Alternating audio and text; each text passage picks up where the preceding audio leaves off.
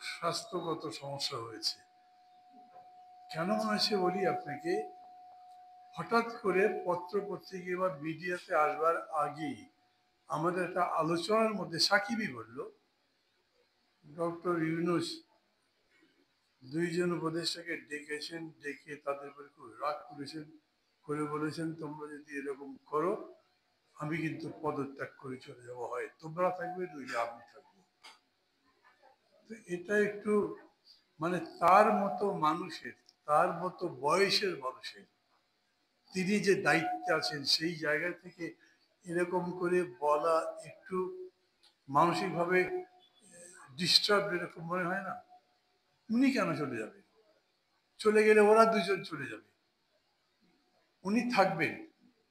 বাংলাদেশের মানুষ ওই দুজন উপদেষ্টাকে দেখে তো কিছু করছে না।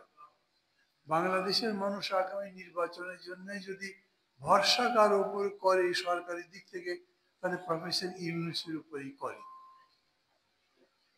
একটা লেখা লিখেছি কালকে প্রথম আলোতে, হয়তো আপনারা দেখবেন। আমি বলেছি স্যার আর যাই করে সব অভিমান করবার সুযোগ নেই এখানে থেকে।